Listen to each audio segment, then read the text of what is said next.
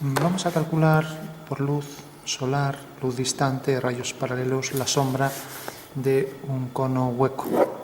Si tenemos, por ejemplo, este cono, imaginamos que el rayo, por ejemplo, sigue esta dirección. Vamos a poner aquí el eje, así, siguiendo esta dirección, un eje conjugado, un eje de la circunferencia. Entonces, esto sigue una dirección y por este punto hacemos la vertical del eje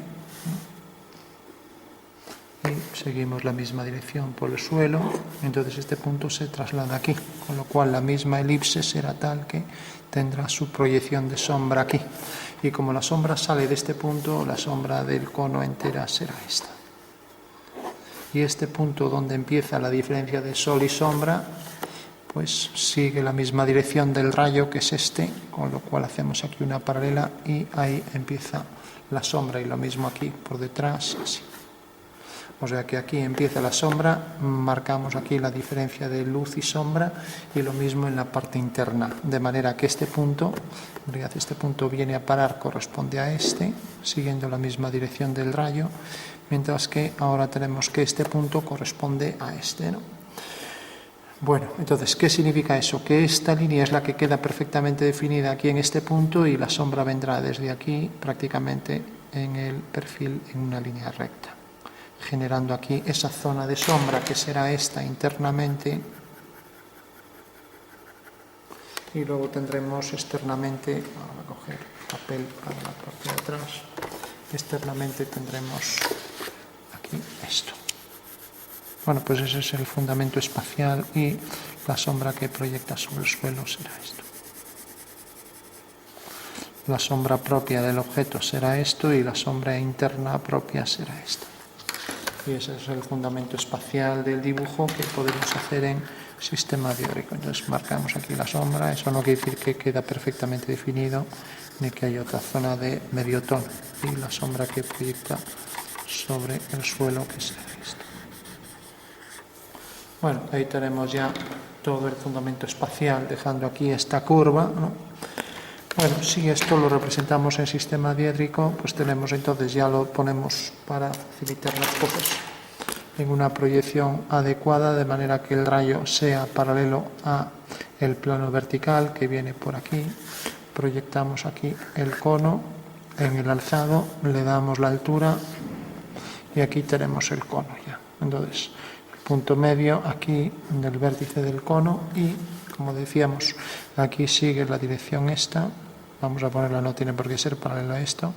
Entonces hacemos aquí esta dirección, la traslación de la circunferencia la traemos aquí.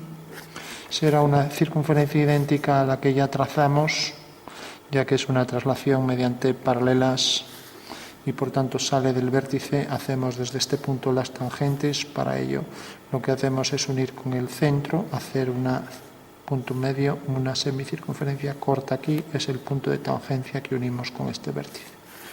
Y lo mismo aquí, su simétrico respecto a este eje, aquí tenemos el otro, hasta ese vértice.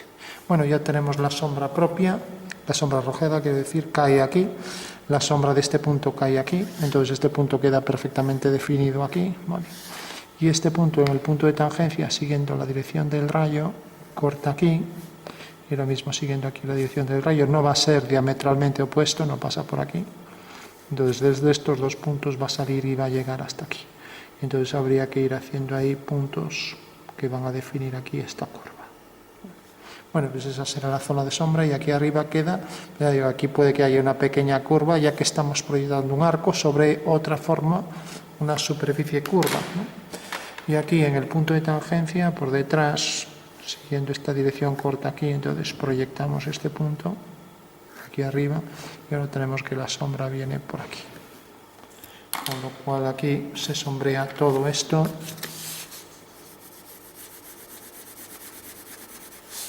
Aquí se sombrea todo esto, y aquí se sombrea esto.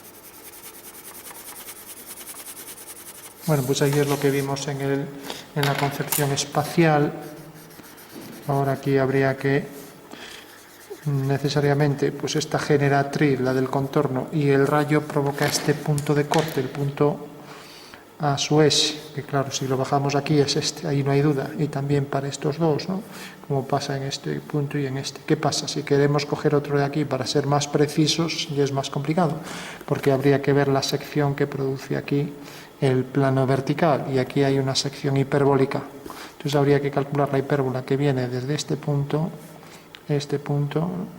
y ver exactamente por ahí, una vez que pase el rayo, dónde va a cortar a esa hipérbola, ¿vale?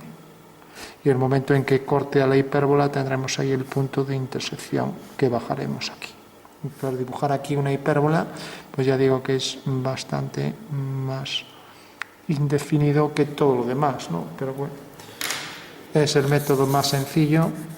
Hay otros que aún se complican más, y creo que esto pues nos da bastante definición, porque tenemos también con total definición pues estos 3 puntos. Sabemos que es una curva, sabemos que viene, que sale de este punto y que llega hasta aquí, o sea que por dentro va a concebir en zona de sombra, pues desde este punto hasta aquí, todo esto prácticamente una línea recta, o sea que por dentro sería todo esto. Ya no lo marco para que no se solape con lo exterior, bueno, según lo vemos aquí.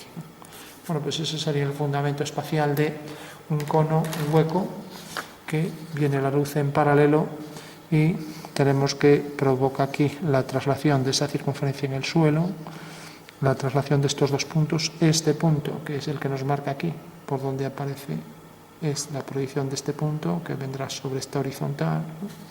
Hay que pensar que en estas figuras, lógicamente, si nos colocamos así, vemos la elipse aquí y vemos el cono. Si nos colocamos en la dirección de la luz, pues ahí la sombra coincide con la forma elíptica que proyecta allí detrás según aquella circunferencia. Eso quiere decir que habrá un momento en que esto se vea según una línea recta y proyecta aquí parte de la sombra aquí con forma circular, aunque se ve elíptica, ¿no?, hasta este punto, ¿no? O sea que será un caso extraño cuando se perciba como recta, pero lógicamente en este caso no tiene nada que ver con el caso en el que pues coincide con esta curva y por tanto la sombra también coincide ahí, ¿no? Y un caso más sencillo sería cuando pensamos en perspectiva, que efectivamente aquí proyecta una sombra que se ve más clara, ¿no?, y aquí también una sombra también que se ve más clara, sí. Que esto ya nos da mejor información, ¿no? Esto es cuando coincide la sombra con la figura y entonces no aparecería nada de sombra, está todo detrás de la figura, y esto sería el momento en que se convierte prácticamente en una línea recta, cosa que es más difícil de comprender. Sería la dirección de este plano para el punto de vista, ¿no? Bueno, pues ahí tenemos el fundamento espacial de la sombra del cono invertido, de manera que es superficie cónica hueca, no sólida.